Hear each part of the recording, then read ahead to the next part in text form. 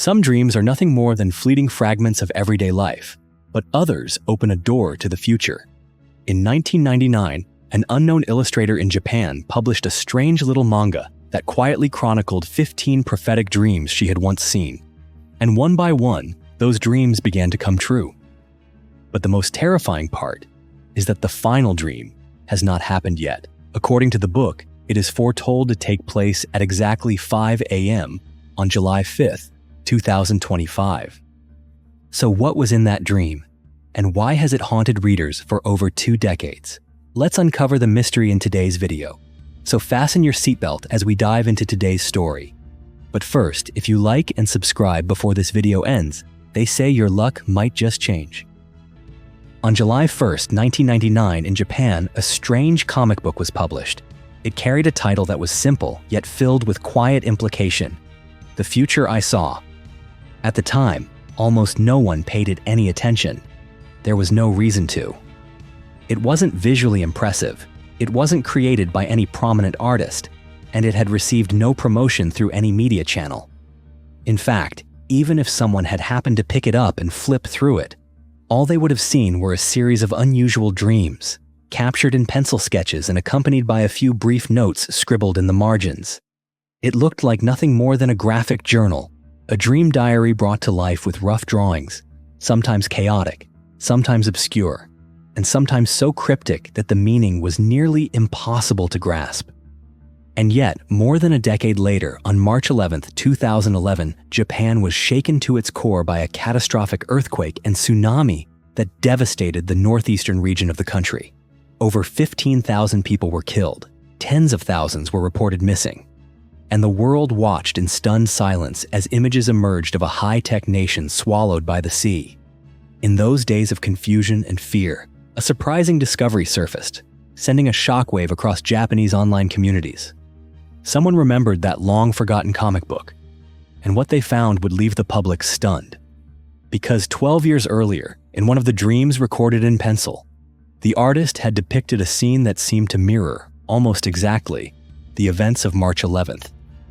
Seawater flooding the streets, tsunami waves crashing inland, and strange numbers like 311 appearing on the book's cover, as if to warn of something no one had yet understood at the time it was released. The coincidence was too great, too detailed to ignore. Thousands of people began to track down the comic. They turned every page, examined every sketch, every note in the margins, as if trying to follow a code sent from the future. And soon, they uncovered something even harder to believe. Within that book were a total of 15 prophetic dreams, and according to the reader's own tally, 12 and a half of them had already come true. When The Future I Saw unexpectedly became the center of public attention following the 2011 disaster, the first question the Japanese public wanted answered was this: who was the person behind it? And yet, as all eyes turned to the creator of the work, what they received in return was merely a brief, ambiguous name: Tatsuki. A pen name that came with no verifiable information. No one knew who she was. Even the publisher's address no longer retained any contact records for the person who had created the book. In a world where nearly all information can be traced with ease, the fact that a person could remain completely hidden for more than 2 decades made everything feel even more mysterious. As Tatsuki's name spread like a phenomenon, countless fake accounts began to appear across social media. Imposters claimed to be the real author, released new so-called prophetic dreams, and pushed public opinion into a state of chaos. Some believed this was a premeditated hoax. Others suspected that Tatsuki was not an individual at all, but an organization, or worse, a product engineered by hidden forces deliberately manipulating public belief. Then, in October of 2023, just as the fever surrounding the prophecies in the manga began to surge once more, Tatsuki suddenly returned. And she did so in this way: by re-releasing the original book, this time with full details and explanations. The book, still bearing the same title, The Future I Saw, was now no longer just a compilation of brief dreams, but had transformed into a comprehensive document of what she had witnessed, what she had written down, and what she had carried with her throughout the years. And in this return, Tatsuki revealed a few things about herself. She was born on December 2nd, 1954, in Kanagawa Prefecture, and now lives in the port city of Yokohama. Her childhood was unremarkable, much like that of millions of other Japanese children in the post-war era. She loved painting, enjoyed singing, was dreamy and sensitive. But there was one thing that very few others had. Beginning at the age of 9, she started to see dreams that were unlike those of ordinary people. In these dreams, there was an old man with silver white hair, gentle eyes, and a slow, calm voice. He would often appear beside her and tell her about things that had not yet come to pass. They would talk in dreams, walking together under the moonlight, and the old man would whisper of things she would only come to understand many years later. The first dream that truly unsettled her came in the year 1976. It was a November night when Tatsuki dreamt of a man singing beneath the bright glow of stage lights, only to suddenly collapse under that blurred and fading light. The crowd below gasped in shock, and she knew immediately who the man was. It was Freddie Mercury, the lead singer of the band Queen. In 1976, Freddie Mercury was at the peak of his career, his health vibrant, his voice echoing through stadiums across the world. To say he would die would have been no different than inviting ridicule from the public, but instead of brushing it off, Tatsuki quietly sketched the dream and carefully recorded it in her journal. 15 years later, on November 24, 1991, the world was shaken by the news. Freddie Mercury had passed away. Television broadcasts aired special reports. Newspapers printed his image on their front pages. And when Tatsuki opened her old journal, she could hardly believe what she saw. It was the first time she felt afraid of herself, afraid that dreams were no longer just dreams. And when she turned on the TV, what sent a deeper chill down her spine was not the news of Freddie's death itself, but a piece of documentary footage, showing fans preparing to make a biographical film in his memory. In her 1976 journal, there had been a small frame, a simple drawing of a film crew shooting a scene about a deceased artist. The resemblance was disturbingly precise. Tatsuki tried to convince herself that it was all just an uncanny coincidence. But deep down, she knew. Coincidences that perfect are rarely accidental. From that point on, her dreams began to arrive more regularly, and they started to come true according to a strange pattern of time. Some would unfold 5 years later, some 10, and some exactly 15 years from the moment they were seen. She began documenting everything, leaving no detail behind: the setting, the sounds, the colors, the names, the time, and even the emotional sensations that accompanied them. Another dream occurred on August 31st, 1992. She saw herself walking down a long corridor with light pouring in through towering windows. At the end of the corridor hung a painting of a blonde woman holding a child. The word Dana was written across the canvas. And in the very next moment, there was a blinding light, the sound of metal crashing, and the cries of many people. 5 years later, on August 31st, 1997, the world was once again stunned.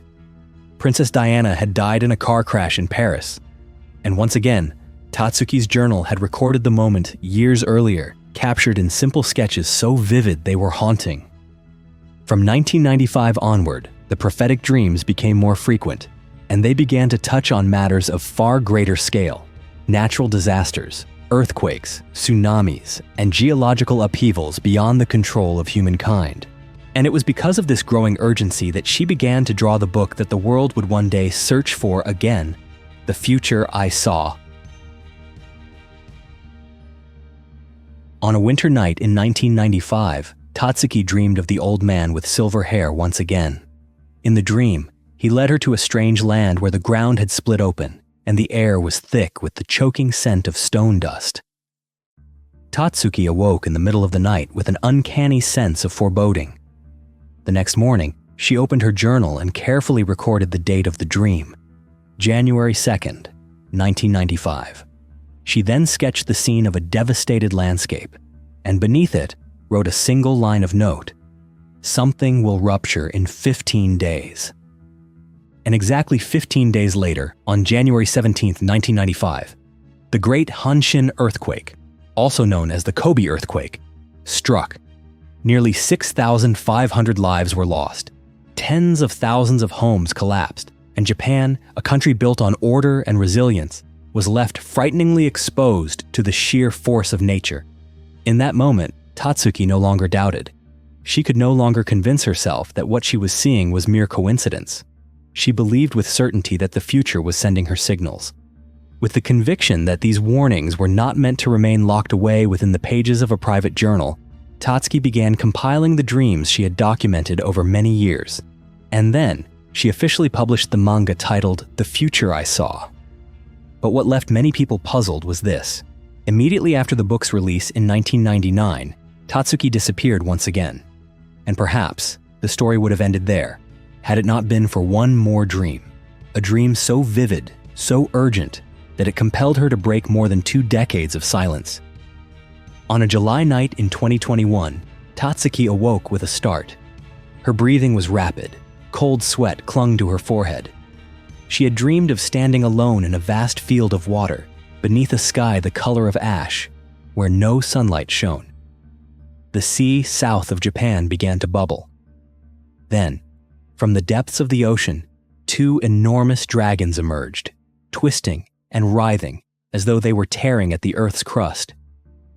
Then came the sound of an explosion, and then silence as the land was swallowed whole.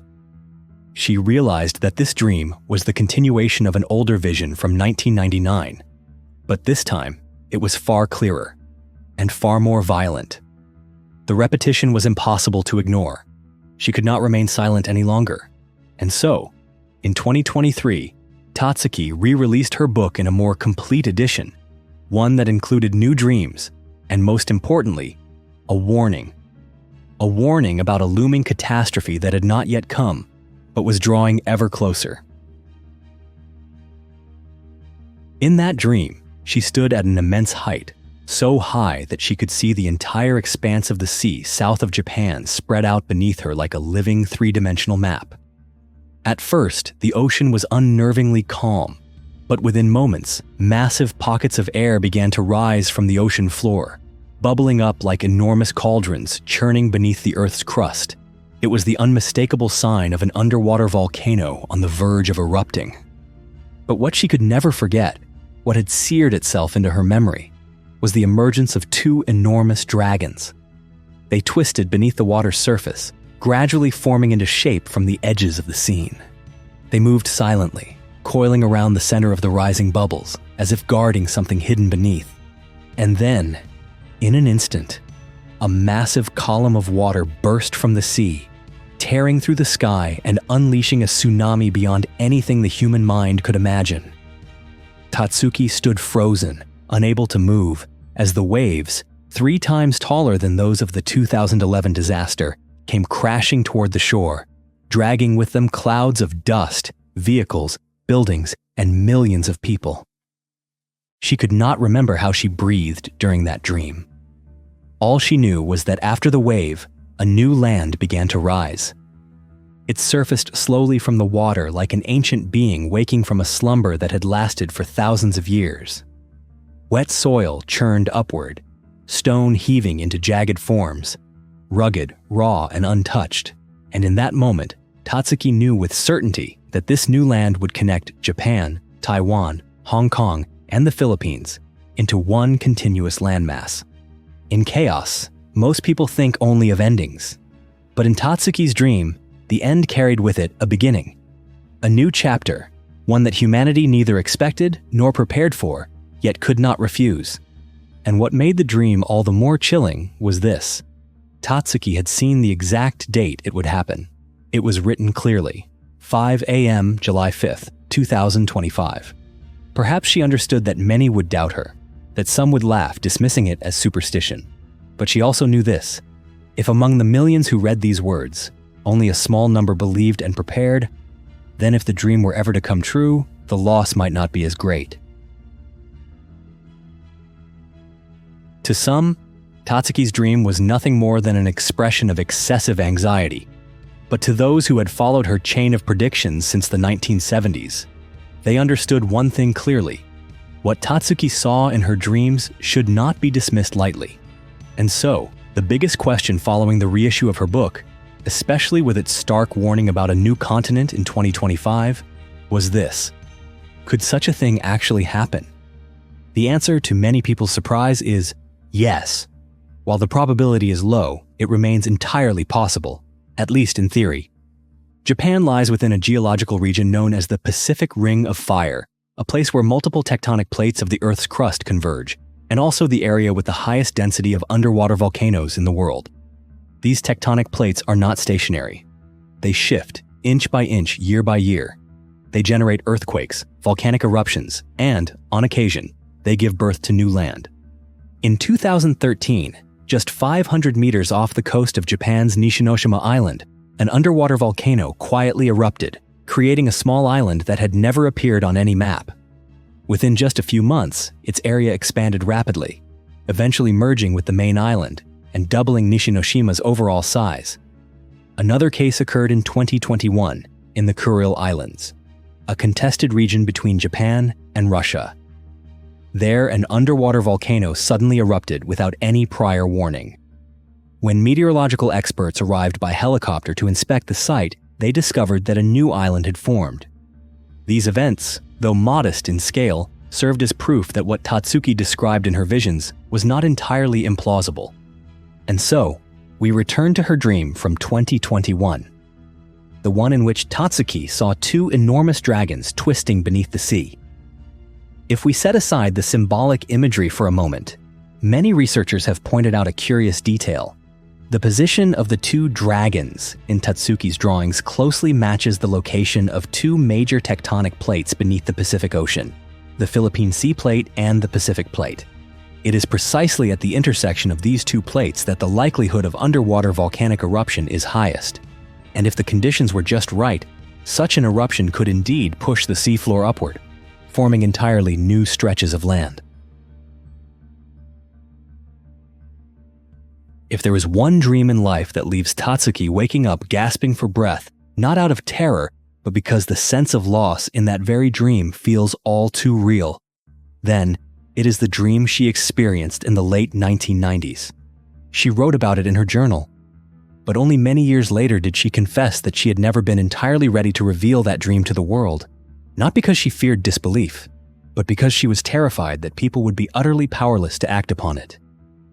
In that dream, a resounding sound erupted from deep within the earth, so powerful that she felt her spine shudder, even in sleep. It was a sound reminiscent of an ancient roar, as if the very crust of the earth were cracking open somewhere. She awoke within the dream. The clock before her read exactly 5 o'clock, yet there was no way to tell whether it was 5 in the morning or in the afternoon. Tatsuki stepped out of her home only to find that everything was no longer intact. The roads were shattered.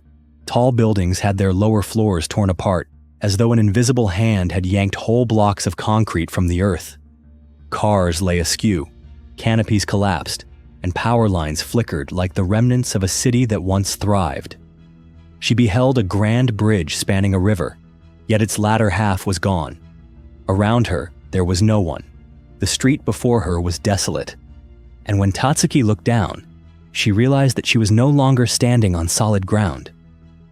Before her and behind her stretched nothing but water. Then, in the very instant she awoke, she felt as though everything had come to an end. When reissuing The Future I Saw, Tatsuki appended a note beneath this dream. I am not sure whether this scene is that of the 2011 earthquake or not, for what I witnessed was far more horrifying. And I was still wearing a short-sleeved shirt, even though March in Japan is still bitterly cold. That very detail, her wearing a short-sleeved shirt, sent shivers down many spines. For the 2011 tsunami occurred during winter, yet Tatsuki's dream bore the elements of summer. And in 2025, what she dreamt indeed unfolded during the summer season. You may not believe in dreams. You may even think that the future is something no one can ever truly reach in advance. But if there was anything in this story that made you pause, even for just a moment, to think, then feel free to share your thoughts below. I'm always open to reading them and to going deeper with you into the things that have yet to be fully understood. And if you'd like to continue exploring stories like this one, don't forget to subscribe and turn on the notification bell. I'll see you again in the next video.